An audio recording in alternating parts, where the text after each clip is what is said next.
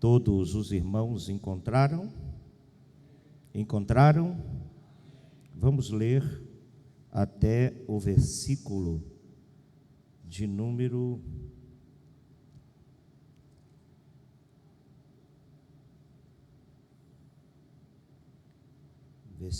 5. Eu leio uns, irmãos, o posterior, até concluirmos nos 5 juntos. Quando Jesus ia saindo do templo, aproximou-se dele os seus discípulos para lhe mostrarem a estrutura do templo.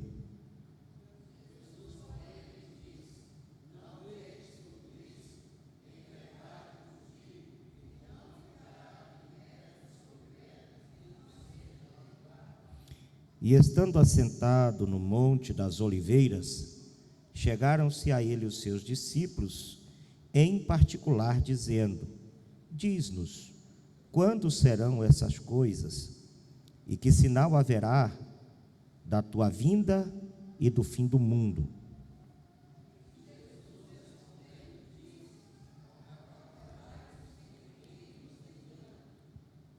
Verso 5: porque muitos virão em meu nome, dizendo: eu sou Cristo, e enganarão a muitos.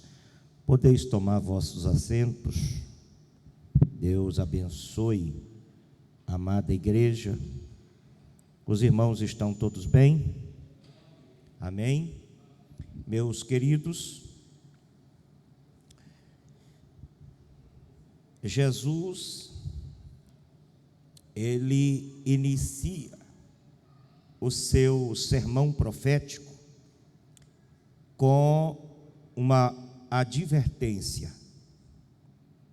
Logo após eles terem visitado o templo em Jerusalém, os discípulos encantados, porque Herodes estava fazendo uma reforma no templo nos dias de Jesus, e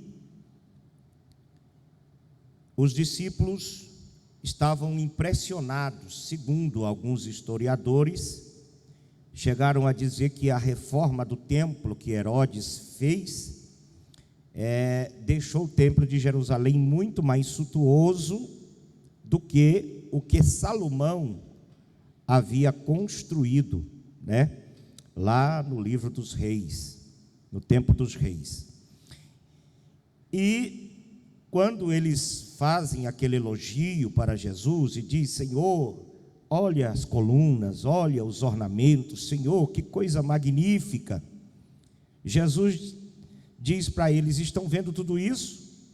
Não ficará aqui pedra sobre pedra que não seja derrubado. E Jesus sai com os discípulos e vão para o Monte das Oliveiras. Ao chegarem ali no Monte das Oliveiras, os discípulos se aproximam de Jesus e lhe faz uma pergunta. Segundo os estudiosos, é uma pergunta tripartida, uma pergunta com 3 partes. Eles dizem: Senhor, está aqui no versículo de número 3, e estando assentado no Monte das Oliveiras, chegaram-se a ele os seus discípulos, em particular. Não havia o povo ali, era só Jesus e os discípulos. E eles disseram: diz-nos quando serão essas coisas, e que sinal haverá da tua vinda e do fim do mundo? Quando será essas coisas? Primeiro aspecto da pergunta: quando será a tua vinda? O que sinais haverá da tua vinda? Segundo aspecto. E do fim do mundo? Terceiro aspecto. Uma pergunta tripartida dos discípulos. E Jesus vai responder essa pergunta com uma série de profecias escatológicas. No entanto, ele, no versículo ainda de número 4, ele deixa um alerta para os seus discípulos, e é sobre isso que eu quero falar. acautelai-vos para que ninguém vos engane. Ele vai falar uma série de acontecimentos, de profecias, dando o caminho para que fosse observado quando estivesse chegando próximo do final de todas as coisas, mas deixa uma advertência: sejam cautelosos para que ninguém vos engane, ou tenham cuidado para que vocês não sejam enganados. Essa é a palavra que Jesus adverte os seus discípulos. E na resposta que ele dá a essa pergunta tripartida dos seus discípulos, ele vai deixar bem claro que haverá uma ação direta de Satanás em todos os tempos para corromper a fé daqueles que acreditavam ou que acreditam em seu nome. Ele adverte e vai deixar para os discípulos bem claro que em todos os tempos da existência do ser humano, até o cumprimento de todas as profecias, haveria uma ação direta de Satanás para destruir a fé daqueles que crêem em seu nome. Versículo de número 5, ele diz o seguinte: porque muitos virão em meu nome, dizendo, eu sou o Cristo, e enganarão a muitos. Perceba que isso aqui também, além de uma advertência, é uma profecia. Quem está me entendendo, diga amém.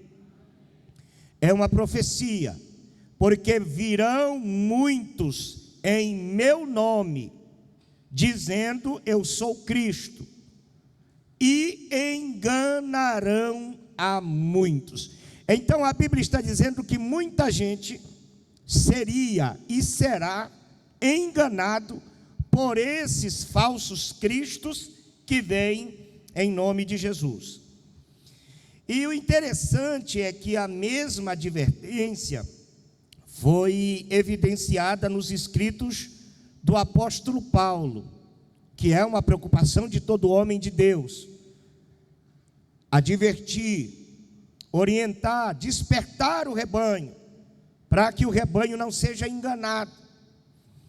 E uma das características visíveis nas cartas de Paulo era exatamente a preocupação de que o espírito do engano roubasse a fé dos irmãos. Ele faz questão de ser bem claro quanto aos crentes, quanto que os crentes deveriam ter com relação às suas vidas espirituais, como também serem conscientes da sede que Satanás tem nos salvos em Cristo Jesus. Desde os princípios, dos primórdios, que o diabo vem operando no mundo, através do espírito do engano, enganando, ludibriando os crentes, em todos os tempos. E Paulo, também com esse mesmo cuidado de Jesus, com essa mesma característica de advertência, ele vem tentando ensinar na época dele, as igrejas que ele tinha acesso, com relação a essa questão do espírito do engano. Eu gosto desse texto aqui de Colossenses. A igreja leia, por favor, capítulo 2, versículo 4 ao versículo de número 8. Vamos ler esses versículos aqui, em nome de Jesus. Colossenses 2, do 4 ao 8. É isso mesmo? Será que eu coloquei errado?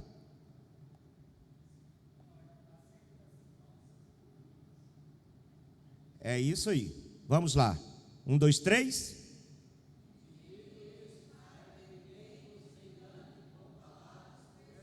Presta atenção. Paulo está falando de uma série de coisas relacionadas à vida espiritual da igreja. Ele está conversando com os irmãos através de uma carta, trazendo orientação. E ele diz: e eu digo isso para que ninguém vos engane. O que eu estou falando é uma prevenção para que vocês não sejam enganados. Essa é a preocupação de Paulo, é que a igreja seja enganada. Esse espírito de engano operava no Antigo Testamento, nos dias de Jesus, nos dias dos apóstolos. Eu digo isso para que ninguém vos engane. Versículo de número 5, vamos lá, por favor, a igreja.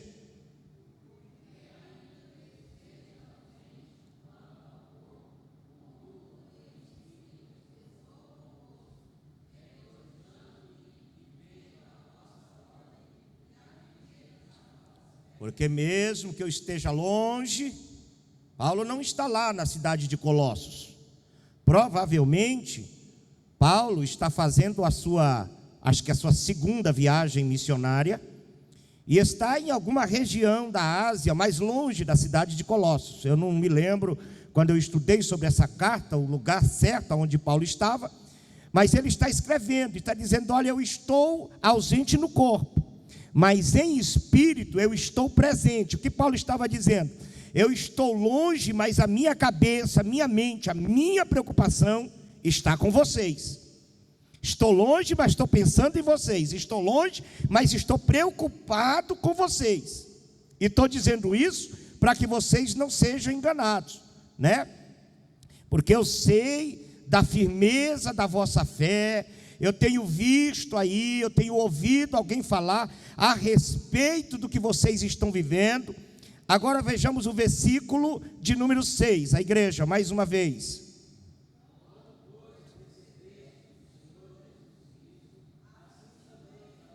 Então segura.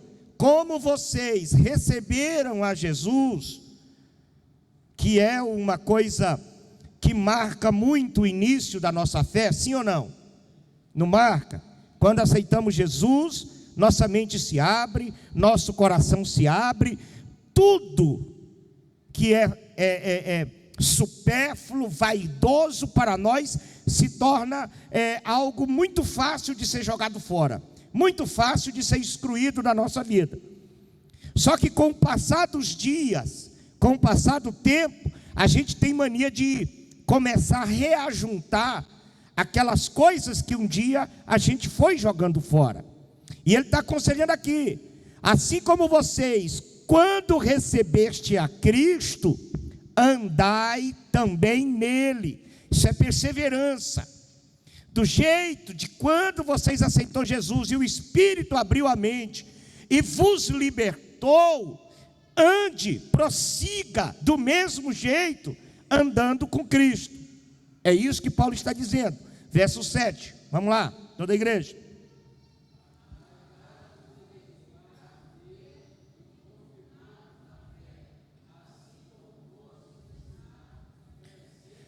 Arraigados, a palavra arraigado é enraizado, com as raízes entremeadas em Cristo, grudado nele.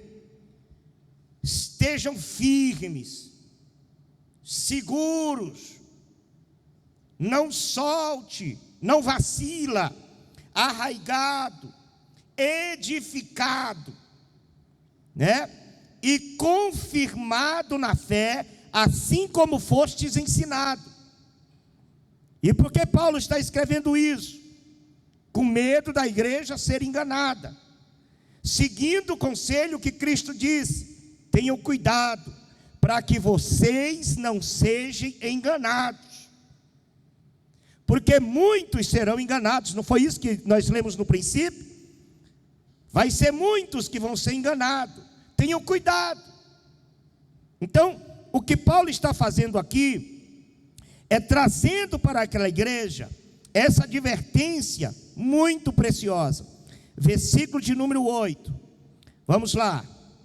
Tendo cuidado para que ninguém vos faça presa sua, para que alguém te prenda. Tenha cuidado para que alguém não te prenda. Mas me prender com o quê, pastor? Vamos continuar, depois da vírgula, vamos lá. Por meio de filosofias e vãs sutilezas. É aqui que está o perigo do espírito do engano que atua no mundo e na igreja. Filosofias contrárias à palavra de Deus e sutilezas. O diabo não engana alguém dizendo que ele vai para o inferno. O diabo engana alguém querendo perverter a sua fé e deixando contigo o convencimento de que mesmo assim você vai para o céu. Sendo convencido que mesmo errado, você consegue ir para o céu. Então ninguém deve ou não pode fazer você ser presa dele com filosofias e vãs sutilezas. Vírgula, vamos lá? Segundo a tradição dos homens, segundo os rudimentos do mundo, e não segundo Cristo.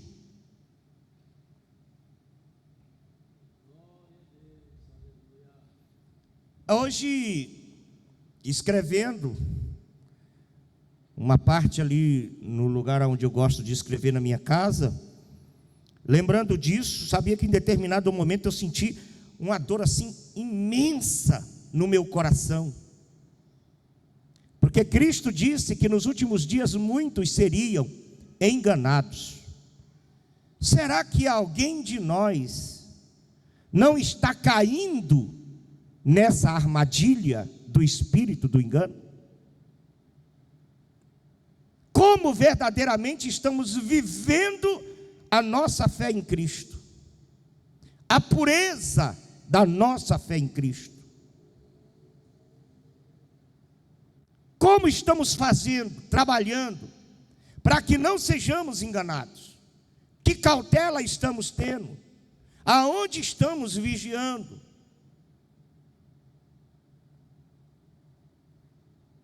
Glória a Jesus. Por todos os lugares que Paulo passava em suas viagens missionárias, além de consolar os irmãos, também os alertavam contra as astutas ciladas do diabo.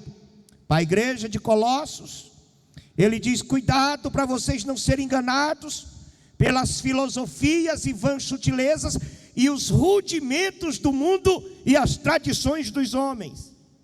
Para a igreja de Éfeso, no capítulo 4, a partir do verso 10, ele diz: tomai toda a armadura de Deus.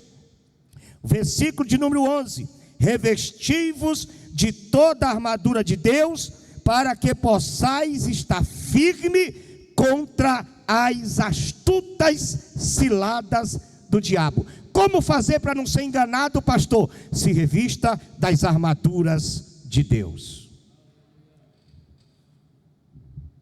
Nós estamos falando aqui de eternidade. Não estamos falando de o engano de um estelionatário que te leva a X de quantia. Você sofre naquele momento, mas depois você vai trabalhar e recupera. De um enganador, que nem algumas pessoas da minha família, passaram o dinheiro, vieram comprar um carro dentro de uma concessionária de Goiânia, dentro da concessionária. Chegou lá, o vendedor deu o telefone de alguém lá a respeito de um carro que ela queria financiar, não entendia aquilo. O vendedor passou, conversou com o sujeito: não, você me manda 25 mil e eu vou depois fazer isso. E ela pegou e depositou os 25 mil. E até hoje, nem os 25 mil, nem o carro. Abriu um processo contra a concessionária e até hoje não virou nada. Eu tenho um primo também, o Fabrício, vocês conhecem, que também caiu num golpe semelhante a esse, depositou um determinado valor e de repente foi ver, mas aí, trabalhou, superou, conseguiu reparar, recuperou trabalhando e vida que segue. Mas nesse engano aqui, você perde a eternidade. E jamais tem condição de reparar. Por isso que você não pode cair nesse engano. Porque esse engano aqui, irmãos, ele cauteriza a mente. Ele destrói a fé e te faz cair num estágio bem avançado de apostasia. Apesar de que apostasia é apostasia, não tem estágio avançado nem menos avançado. É apostasia, caiu, morreu. E essa preocupação de Paulo é a minha preocupação.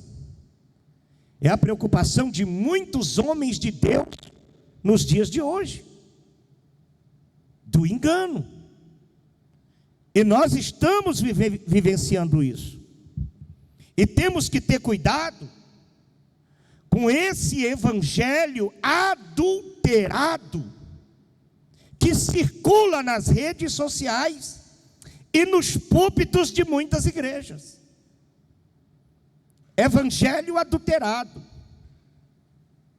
E Paulo, escrevendo à igreja de Corinto, a segunda carta, quer ver? Capítulo de número 2 e o versículo de número 17 da segunda carta que ele escreveu à igreja de Corinto. Ele já tinha mandado a primeira carta, porque a igreja de Corinto estava vivendo um monte de erros doutrinários, de pecado, A igreja de Corinto não sabia nem ministrar a Santa Ceia. Na igreja de Corinto, tinha camarada na igreja participando de tudo da igreja e tinha uma vida de incesto com a mulher de seu pai. Existia isso na igreja de Corinto?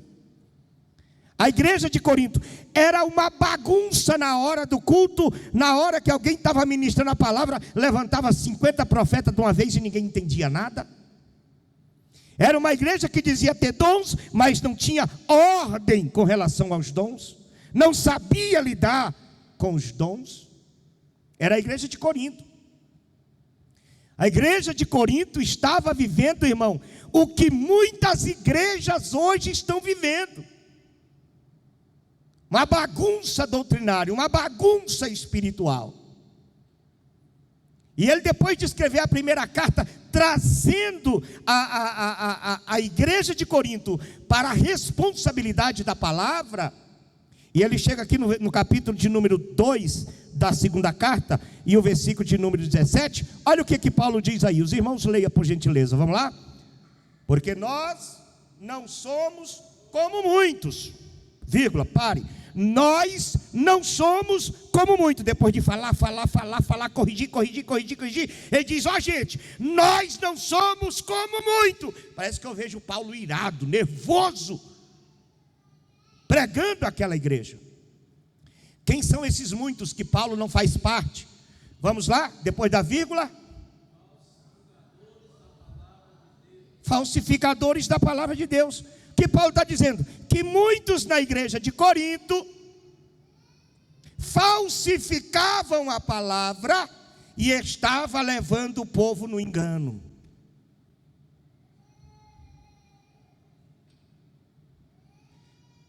Por que nós gostamos aqui nos cultos de ensino colocar os versículos e pedir à igreja que leia? Você tem Bíblia? Quem tem Bíblia diz amém. Você não pode ter preguiça de no culto de ensino abrir a Bíblia. Por quê, pastor? Para você confirmar, para você ler se aquilo que eu estou dizendo é verdade. Se você confiar demais e não consultar a palavra de Deus, você vai ser enganado com facilidade. Por que que tem igreja? E isso, eu já vi isso demais. E olha lá, se isso, até acontece, não acontece. Chega um pastor rígido, um homem de Deus, camarada que prega, que ensina, que lê versículo, que chama a igreja na responsabilidade, e a igreja vai se adequando, não fica 100%, mas fica boa. Esse pastor entrega o trabalho, vai para outro lugar, aí chega um outro, com a mente completamente diferente do primeiro, começa a desfazer tudo que o pastor pregou durante anos, e o povo, daqui a pouco está tudo igual a esse pastor. Por quê? Por que se adequa? Por que tem facilidade de mudar? Por quê? Eu já vi isso demais, em igreja que eu pastoreei. Igreja bonitinha, arrumadinha, na doutrina, bem, rapaz, aquela coisa, salvação, poder e tal. Aí Jesus nos manda para outro lugar, vai outro, dali a pouco você chega nessa igreja, não tem nada a ver com aquela igreja mais. E a maioria são aqueles mesmos irmãos que te ouviu durante muitos anos pregar. Por que que essas pessoas mudam? Por que que tem facilidade de aceitar um evangelho falsificado?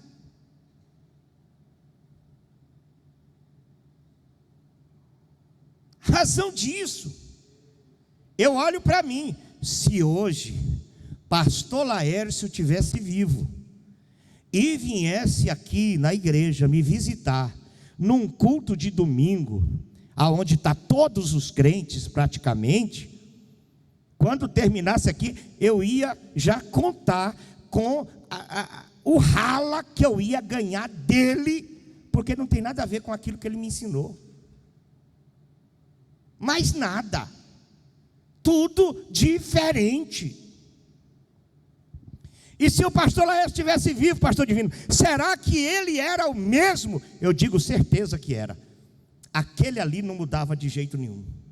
E eu acho que Jesus levou ele, porque ele não ia aguentar o que hoje as igrejas e as convenções estão vivendo.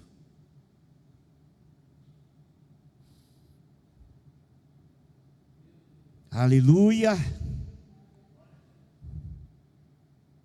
Mas a palavra de Jesus é: tenha cuidado, não deixe que ninguém te engane.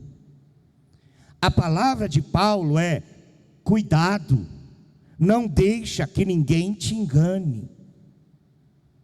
Aleluia. Porque nós não somos falsificadores da palavra de Deus, como muitos. Paulo está dizendo que tem muitos em cima dos púlpitos, dentro das igrejas, pregando um evangelho falsificado. E ele diz: antes falamos de Cristo com sinceridade, como de Deus, na presença de Deus. Seu pastor prega a verdade, sua igreja te ensina a Bíblia, seu pastor se preocupa com a sua alma, então levante a mão e diga glória a Deus, e tome cuidado. Toma cuidado. Não aceite qualquer evangelho por aí não. Não aceite qualquer doutrina por aí não. Você sabe o que você aprendeu. Você sabe como é que você foi ensinado. Eu estou sentindo a presença de Jesus nessa palavra que estou pregando para vocês aqui essa noite. Aleluia. Já nos dias de Paulo havia aqueles que queriam desviar o rebanho de Cristo falsificando a palavra. E essa é uma tática muito eficaz de Satanás, que desde o princípio ele vem usando, enganando a humanidade. Interessante que o diabo, ele não usa um novo evangelho, ele usa o evangelho falsificado, adulterado. Gosto de observar muito sobre a questão do diabo naquele diálogo com Eva no jardim. Ali, ele adultera a palavra de Deus para Eva, acrescentando aquilo que Deus não disse. ele traz um pequeno acréscimo, uma coisa pequena, que parece que ninguém percebe. Quer ver? Observamos a palavra de Deus em Gênesis capítulo 3, do capítulo 1, do versículo 1 ao versículo 5. Cadê sua Bíblia? Abra sua Bíblia aí, você pode acompanhar no telão, mas deixa a Bíblia aberta. Pega como costume, abrir a palavra de Deus, abrir a Bíblia. Pega como costume, manusear esse livro, para que você aprenda a achar os livros mais fáceis. Gênesis capítulo 3, do verso 1 ao 5. Ora, a serpente era mais astuta do que todas as alimarias do campo que o Senhor Deus tinha feito. E esta disse à mulher: é assim que Deus disse? Ela vai fazer uma pergunta para Eva. Eva está andando, podia estar em casa lavando vasilha, limpando a casa, lavando o banheiro, sei lá, dando comida para os meninos, mas a Eva está vadiando, né? No jardim, vadiando no jardim. E ela topa com o diabo. Essa serpente aqui é Satanás. Não é aquele animalzinho. Ninguém sabe como é que foi esse negócio. Se o diabo entrou na cobra, ou se a cobra entrou no diabo. Foi um trem esquisito lá que aconteceu, né? Mas aqui tem uma cobra falando. A serpente está falando. E ela diz assim, veja que ela vem conversar com a Eva, usando a palavra de Deus. Eva, foi assim que Deus disse: não comereis de toda a árvore do jardim. Ela acrescenta aqui: não comereis de toda a árvore do jardim. É um acréscimo. Deus não disse para não comer de toda a árvore do jardim. Deus disse para comer de toda a árvore do jardim, exceto a árvore do conhecimento do bem e do mal. Foi isso que Deus disse. E ele chega e diz: Deus disse para não comer de toda a árvore do jardim. Foi. Aí a mulher corrige o diabo. Ela corrige acrescentando também, viu? Ela corrige acrescentando. Ela diz assim: disse a mulher à serpente: do fruto das árvores do jardim comeremos, mas do fruto da árvore que está no meio do jardim, disse Deus: não comereis dele, nem tocareis nele, para que não comeis. Deus não falou nada de tocar, Deus falou só de comer. Pode buscar lá atrás, quando o Senhor estabelece as regras. O diabo acrescenta, e Eva também acrescenta. Adultera. E quando você acrescenta, quer seja uma palavrazinha, você adultera. Ô Eva, é das árvores de tudo, é todas as árvores do jardim que você não pode comer, filha, que Deus disse. Perceba que ele não tem, o diabo não tem certeza da palavra, ou pelo menos está tentando persuadir Eva com essa astúcia. E ela diz: não, Deus falou para comer de toda a árvore, mas da ciência do bem e do mal, ou da árvore que está no meio do jardim, não podemos comer e nem tocar. Agora veja o que a serpente diz. E aqui é onde está o problema. É que a gente não dá conta de ficar somente com o que Deus diz. A gente tem que buscar subterfúgio para acrescentar aquilo que Deus diz, buscando o nosso bem pessoal. A gente tem que acrescentar. O que a Bíblia não responde, a gente quer resposta. O que a Bíblia não explica, a gente quer explicar. E o pastor Laércio dizia: filho, o que a Bíblia diz muito, ele dizia para mim, pregue muito. O que a Bíblia diz pouco, pregue pouco. E o que a Bíblia não diz nada, também não diga nada. Era isso que ele dizia para mim. Mas a gente não se conforma somente com aquilo que Deus fala. Quando a serpente disse aqui, ó, no versículo de número 4, então a serpente disse à mulher: certamente não morrerás. A mulher já tinha que ter mandado ele cascar fora, porque o que Deus diz basta.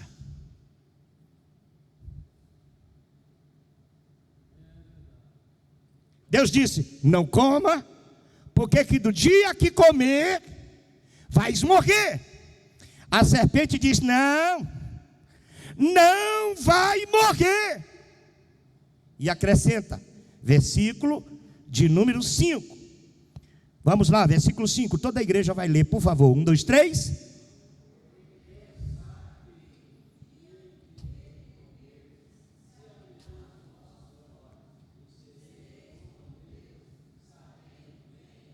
Aqui, quem lê esse versículo de forma rápida, vai pensar que o diabo não mentiu. Por quê? Porque o que o diabo disse aí, praticamente tudo aconteceu quando a Eva comeu o fruto. Não, você não vai morrer não. Quando eles comeram o fruto, eles morreram? Sim ou não? Sim ou não? Não. Morreu depois. Mas na hora que comeu não morreu. Se cumpriu. Deixa aí o versículo. O dia em que dele comerdes, abrirão os vossos olhos. Isso aconteceu ou não aconteceu? Eles não viram que estava nu? A consciência saiu de um estágio chamado de inocência e entrou no estado da consciência. Na mesma hora eles viram que estava nu. Cumpriu ou não cumpriu? O que não cumpriu nesse versículo?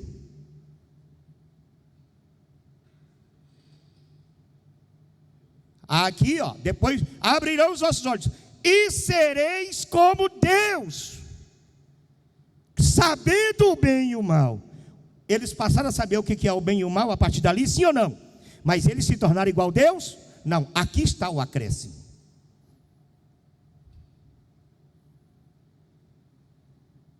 É nisso que o diabo pega o povo.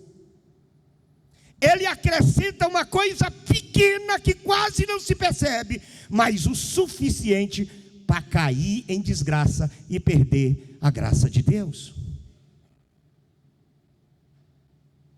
A Eva não comeu fruto porque tinha curiosidade de saber. Ela comeu fruto por causa dessa palavra: ser igual a Deus.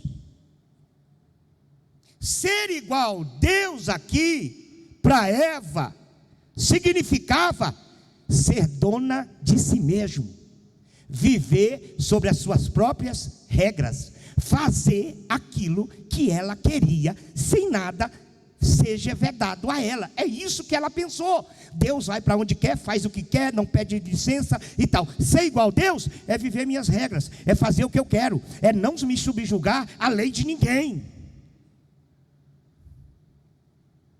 E esse é o mal que o diabo tem acarretado no coração de muita gente.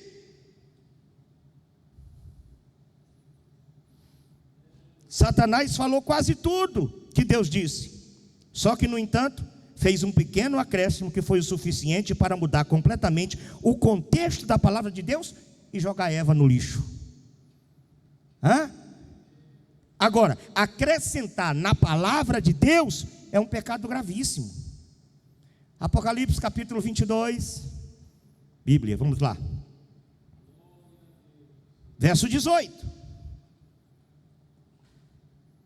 A igreja leia. 1, 2, 3.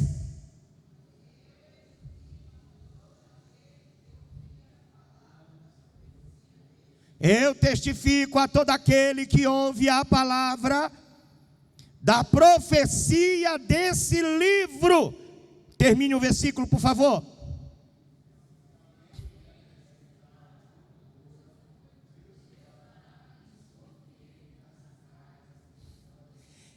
E se ele acrescentar alguma coisa que não está escrito, Deus fará vir sobre ele as pragas que estão escritas nesse livro.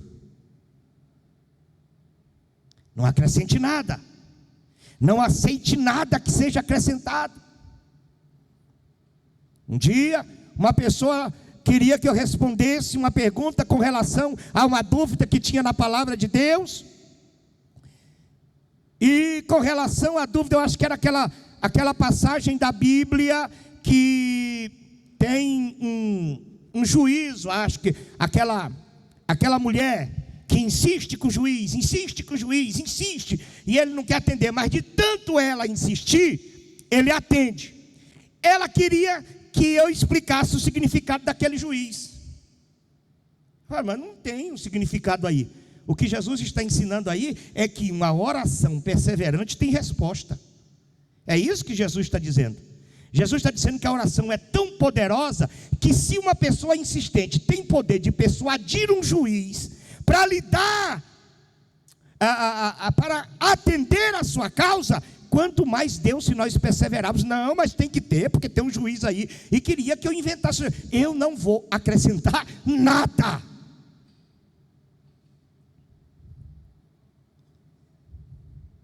E se alguém vier para você com um evangelho acrescentando algo que satisfaça o teu ego, mas não é da palavra de Deus, cai fora, porque aí está o espírito do engano tentando te persuadir. E o que nós vivemos hoje é uma igreja louca para ouvir aquilo que lhe agrada, que satisfaz o seu ego, unicamente para se sentir bem, ainda que isso seja uma mentira.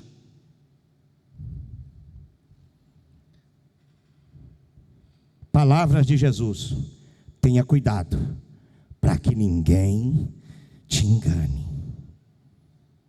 Cuidado. O diabo enganou Eva. O diabo derrubou Adão. O diabo derrubou grandes homens do passado. Mas você não precisa cair. O Espírito do Senhor Jeová está aqui essa noite, através dessa palavra, nos orientando a termos cuidado. Aqui o diabo acrescenta e derruba Eva. Agora, o que ele fez com Jesus? Adulterou a palavra de Deus, omitindo o contexto. Outra coisa perigosa que você não pode deixar ser enganado é quando alguém acrescenta. Eu disse que tem um pregador que eu não gosto de ouvir ele. Não gosto, não faço questão de ouvir ele, porque as 4 ou 5 vezes que eu ouvi ele, eu saí com raiva. Por quê? Ele pregou e o povo, mas ele mentiu. Uma das pregações que eu ouvi dele, que eu saí com raiva, e eu vi o obreiro do Veiga Jardim lá no dia, rindo e dando glória, e eu fiquei com raiva. Eu falei, rapaz, mas eu não estão aprendendo de nada. Não estão aprendendo nada. Eu saí indignado com esse, não vou falar quem é, mas eu saí indignado porque eu senti que o que eu ensino, ninguém está aprendendo. Ele pregou que a Joquebede pegou o Moisés, colocou no cestinho, colocou na água, e diz que Deus foi levando o menino na água, e foi até onde estava a filha de Faraó. A filha de Faraó viu e pegou a criança e achou bonito, e levou a criança para o palácio. Primeira mentira, a criança não foi no palácio, e entregou a criança para Faraó. Faraó não viu a criança, e Faraó saiu depois nas casas do judeu, caçando uma pessoa para poder cuidar da criança. E Faraó foi justamente, sem saber, na casa de Joquebede. Unicamente porque ele queria dizer assim: Deus conhece teu endereço, Deus sabe onde você mora, Deus vai te visitar, Deus vai lá, Deus não sei o quê. E o povo e não viu que estão dando glória a Deus em cima de uma mentira. Soltou a criança e a irmã saiu acompanhando para ver se não ia acontecer nenhuma eventualidade. Quando a menina escutou o choro e trouxe, a menina chegou e disse: queres que eu leve esse menino para que uma das hebreias cuide para ti? Vai lá, e eu ainda vou dar o salário. E a irmã do menino levou para a mãe de volta. A mulher não sabia que a menina era irmã. Mas esse negócio de Faraó sair caçando da casa de um hebreu é mentira. Parece uma coisa muito simples, sim ou não? E o povo grita, e o povo dá glória, e o povo fala língua estranha. Um bando de nécio que não conhece a Bíblia. E ficam dando glória a Deus em cima de uma mentira, só porque o que ele está falando faz bem para o meu ego.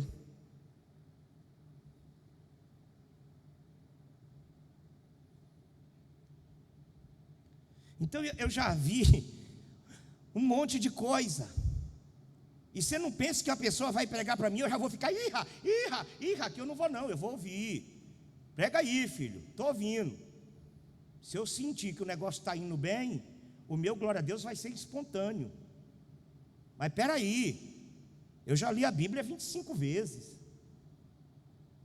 Eu já estudei quase 100 livros a respeito dela. Eu estudo ela todo dia, pastor Osmar, para mim ter que engolir uma mentira.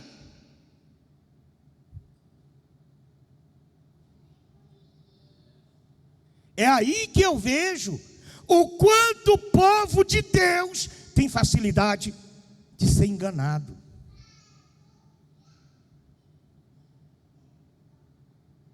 Aleluia. Vocês estão vivos aí ainda? Tá?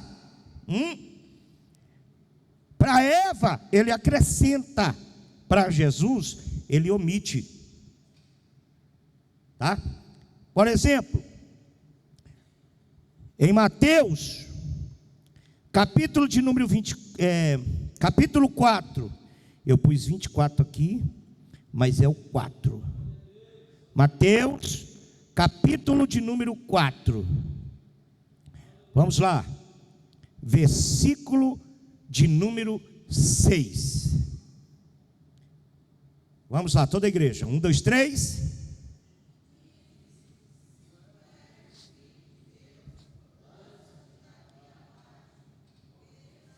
Espera aí, ele está usando novamente o quê? A palavra. Ele usou a palavra de Deus lá no Éden. Agora ele está usando a palavra de Deus com o segundo Adão. Ele usou acrescentando para o primeiro Adão, e agora ele está usando para o segundo Adão. E ele conhece a Bíblia, o diabo conhece a Bíblia. Está escrito. O que está escrito? Vamos lá.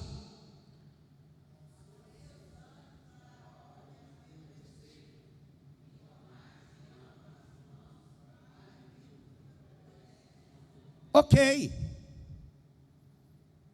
Ele quer que Jesus, ele pega Jesus, coloca Jesus em cima do pináculo do templo, que era alto, e diz: está escrito, aos teus anjos dará ordem a teu respeito para te guardar, e teus pés não tropecem em alguma pedra. Isso é um versículo que está no Salmo 91, sim ou não? O que Satanás omitiu aqui? O contexto. Porque o contexto do Salmo 91 não é para que um servo de Deus desafie a Deus. É para que um servo de Deus confie em Deus na hora da adversidade. Porque se você confiar em Deus na hora da adversidade, Deus vai te guardar. Ele está incitando Jesus a desafiar a Deus. Ele omite o contexto e tenta colocar na mente de Jesus que ele precisa cumprir um versículo desafiando a Deus. O que Jesus faz? Identifica o erro, a intenção de Satanás. E o que ele diz no versículo de número 7? E disse-lhe Jesus: também está escrito, não tentarás o Senhor teu Deus. Em outras palavras, não desafia a Deus em momento nenhum.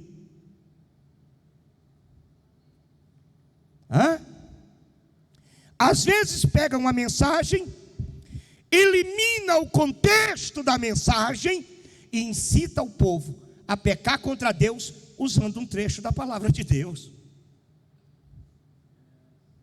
Palavras de Jesus. Tenha cuidado para que ninguém te engane. Porque muitos virão em meu nome.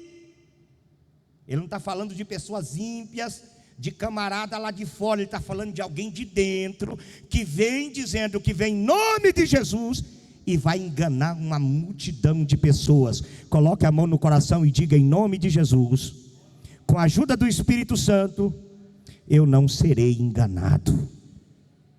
E não vai ser em nome de Jesus. Não deixe o diabo te enganar. Agora, quem acrescenta, recebe as pragas do Apocalipse. E quem omite? Apocalipse capítulo 22 e versículo 19. O próximo versículo, veja só, vamos ler. Vamos lá, palavra do Senhor.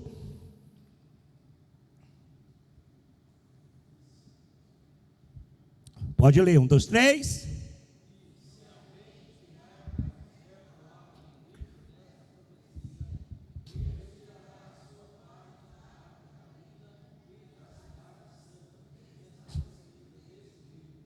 Se você acrescenta, vai sofrer as pragas do Apocalipse.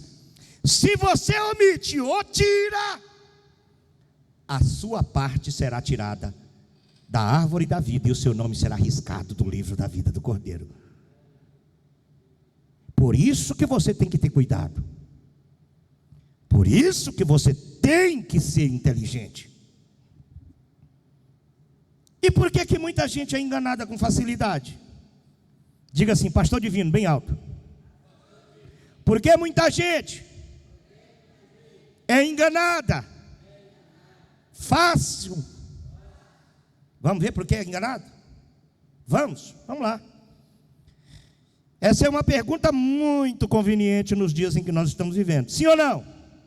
É, muito conveniente. Não dá para negar que estamos vivendo, estamos vivendo ou vivenciando uma multidão de crentes que estão vivendo no engano do evangelho adulterado. E quais fatores dessa tragédia espiritual que vai levar muitos crentes para o inferno? Primeiro, a falta de conhecimento bíblico. Por que que você é enganado fácil, dá glória a Deus em cima de uma mentira? Porque você não conhece, eu acabei de dizer. Porque se você conhecer, quando a pessoa pregar e falar lá errado, adulterando ou omitindo, para aí, está errado. Essa foi a característica que fez com que os bereanos fossem chamados de mais nobres do que os outros. Porque tudo que Paulo e Silas pregava, ele abria a Bíblia e dizia: espera aí, deixa eu ver se isso aqui está certo. Eu vim aqui ouvir a palavra de Deus, mas a palavra de Deus. E o agente humano que está ministrando, se não pregar a palavra de Deus, eu vou refugar. Por quê? Porque eu conheço a palavra de Deus.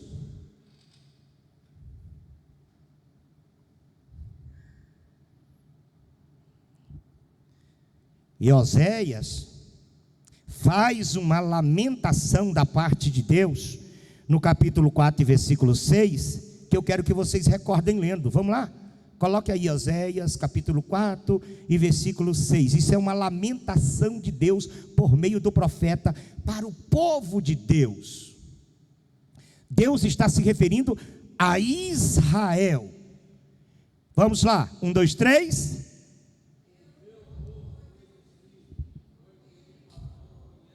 Meu povo foi destruído porque lhe faltou conhecimento. Aí alguém diz assim: ah, pastor, se o pastor não pregar, como eu vou conhecer? Quem tem Bíblia? Quem tem Bíblia? Se o pastor não te ensinar, você tem na mão a própria boca de Deus falando com o homem, a Bíblia. Como é que o pastor aprende para ensinar a igreja? Estudando, lendo a Bíblia. O meu povo foi destruído. Deus está falando para um povo que foi destruído. Quem? Israel. Porque lhes faltou conhecimento. E faltou o conhecimento não é porque não tinha ninguém que ensinasse, tinha alguém que ensinasse. Eles rejeitaram. Veja aí a continuidade do texto, vamos lá. Porque tu rejeitastes. Vamos lá? 1, 2, 3. Porque tu.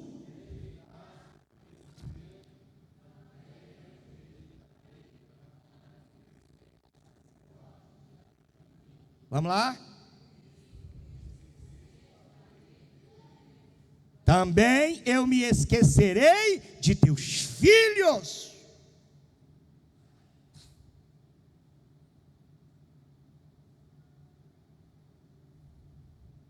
Glória a Jesus. Bendito seja Deus. Aí você tenta ver, pastor, mas não está escrito lá, Paulo escrevendo à igreja de Corinto: como ouvirão se não há quem prega? É para o ímpio. O ímpio não vai atrás de Deus, o ímpio não vai atrás da Bíblia, temos que pregar para o ímpio. Agora você que conhece a Deus, tem que conhecer a lei do seu Deus, tem que conhecer o seu Deus. Oséias capítulo 6 e versículo 3, conheçamos e prossigamos em conhecer ao Senhor. Conheça, prossiga, insista, persiste em ler. Paulo disse a Timóteo: persiste em ler, leia, lê de novo, torna a ler, não para de ler.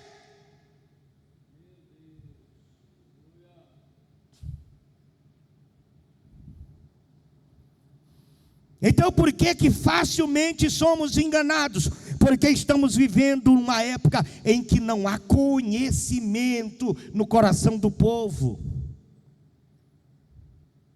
Não tem ânimo de vir para o culto de ensino. Não tem ânimo de vir para a escola dominical. Irmãos, 90% dos crentes que não vêm do culto de ensino não é porque estudam em casa. Não estudam em casa. Não lê a Bíblia em casa. E você só vai aprender a Bíblia se você ler de forma sistemática. Se você folhear a Bíblia apenas para dizer que leu uma vez, 2 vezes, 10 vezes, você vai ler e vai esquecer. Agora, se você estuda, se você medita, lá em Apocalipse capítulo 1, verso 2, é verso 2 ou verso 3? Apocalipse capítulo 1, verso 2 ou 3, vamos achar, vamos lá, coloca aí para mim. Glória a Deus, bendito é o nome de Jesus. Já estou concluindo, vou terminar. Aleluia. Versículo 3, por favor. E a igreja leia. 1, 2, 3. Lê.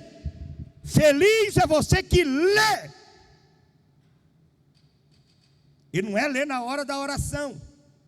Você vem para a oração e aí aproveita, porque não tem palavra, e vai ler a Bíblia. Isso é em casa. Deuteronômio capítulo 6 diz: em casa, passando para os filhos, inculcando na cabeça dos filhos. Bem-aventurado é o que lê. E agora, vai mais, 1, 2, 3. Os que ouvem, você vem para o culto. Leu, não entendeu, vem para o culto. O pastor ministra, procura alguém que sabe mais do que você. Ele te esclarecerá aquilo que você não entendeu. Você lê, você ouve, e o que mais? E você guarda.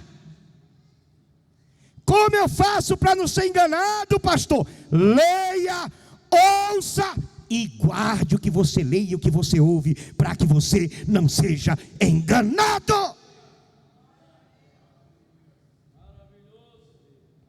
Oh, glória a Jesus!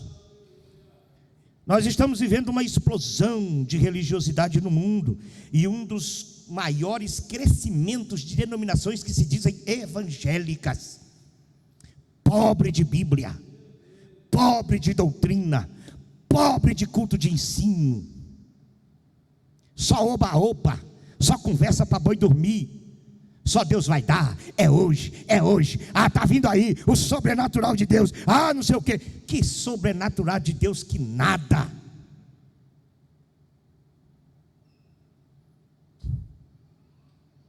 Não muda a vida, não transforma ninguém. continua na vida velha, se escondendo de trás da capa do pecado.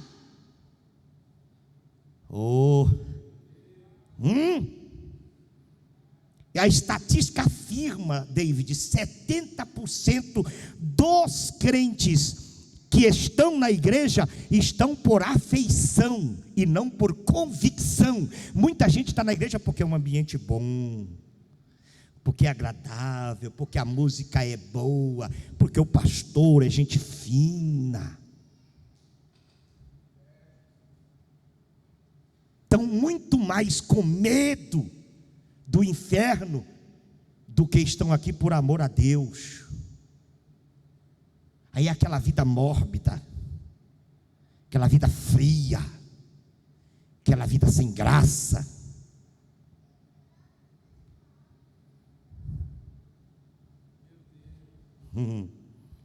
Aleluia! Essa situação, irmão, não é coisa da agora, dos dias de Jesus. Os fariseus vieram fazer uma pergunta besta para Jesus, uma pergunta tola. E Jesus respondeu no capítulo 22 de Mateus, e o versículo 29: errais, não conhecendo as Escrituras. Olha o que está escrito, vamos ver se está correto aí. Vamos lá? 1, 2, 3.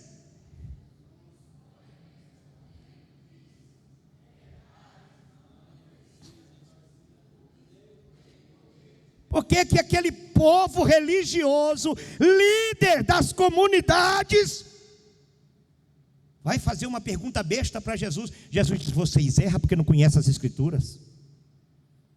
Um dia um camarada chega até Jesus e diz para Jesus assim: mestre, o que farei para herdar a vida eterna? E Jesus diz: o que está escrito na lei? Como é que você lê? Está falando para um doutor da lei.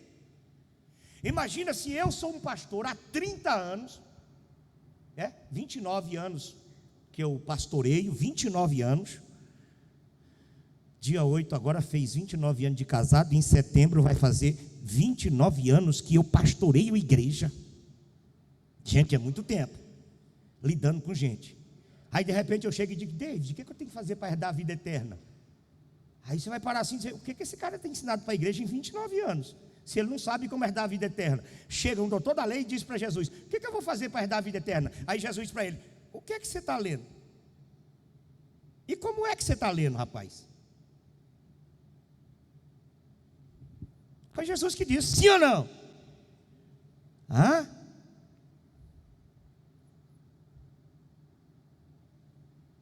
São enganados porque não conhecem a palavra de Deus. Aleluia. Para não sermos enganados e tragados para o inferno, nós precisamos seguir o conselho de Jesus em Mateus capítulo 5, versículo 39.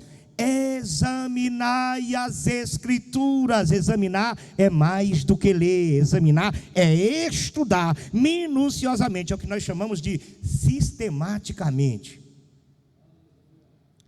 Examinai as Escrituras, porque cuidais ter nela a vida eterna. Irmão, a sua vida eterna está aqui. E Jesus diz: e são elas que testificam de mim. Está aqui. Quando Filipe vai chamar Natanael, ele diz: Natanael, nós achamos aquele a quem Moisés e os profetas escreveram. Sabia, estava lá, nós achamos.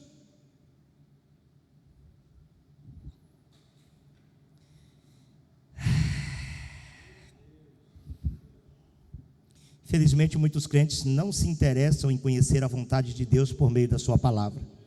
Não lê, não estuda, são negligentes quanto ao culto de ensino, que é promovido para a igreja justamente para estruturar as famílias.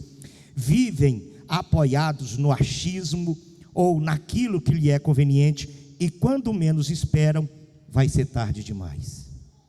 Eu concluo aqui, porque Porque há uma cobiça humana pelas coisas fáceis.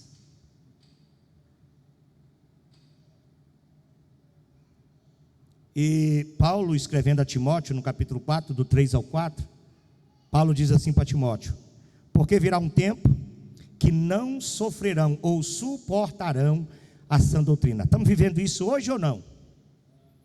Os crentes não estão suportando a sã doutrina. O pastor está ensinando, o pastor está pregando, o pastor está dizendo não pode, o pastor está dizendo para com isso, e o crente continua do mesmo jeito, vivendo da mesma forma. Até que ele se cansa e caça uma igreja que ninguém vai mexer na sua particularidade. E Paulo está dizendo: virá um tempo que não suportarão a sã doutrina, mas tendo coceira, comichão nos ouvidos, amontoarão para si doutores conforme as suas próprias concupiscências ou cobiças.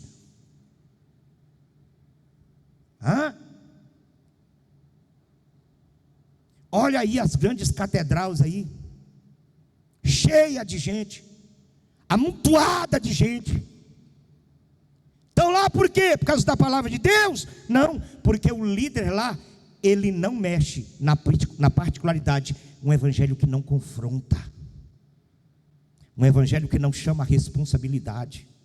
Irmãos, o que eu prego aqui me confronta, me pega, mostra meus defeitos, me faz me sentir lixo, tem dia. Não pensem vocês que eu sou mais santo do que ninguém aqui, que eu não sou. Sou falho, cheio de erros, viu? Também preciso me arrepender de vez em quando, preciso pedir perdão. Tem dia que eu estou pregando aqui e a mensagem é só para mim, eu estou tomando um cacete de Deus. Você pensa que eu estou pegando a igreja e é nada, é Deus me pegando. A gente prega para a gente, missionária irmã Ana. Um dia mais a Edna teve um conflito, tem muito tempo isso, a gente teve um conflito lá e tal, e só eu e ela sabia desse negócio. Aí um dia eu vou pregar, irmão, e eu doidinho para cascar fora da mensagem, não dava conta.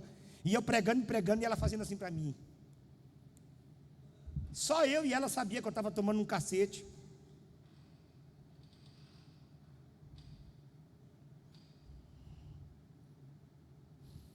Versículo 4 diz: desviarão os ouvidos da verdade e voltarão às fábulas, a mentira velha, a vida velha.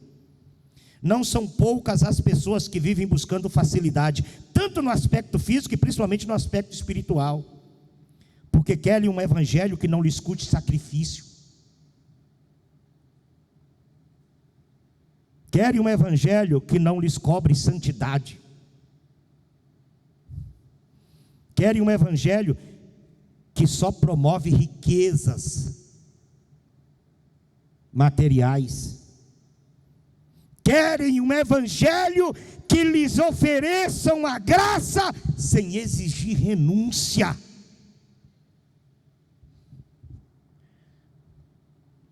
Aí por essa razão vivem por aí buscando igreja cujo lema é: aqui é proibido proibir. Eu já fui à igreja que o lema do pastor é: aqui é proibido proibir.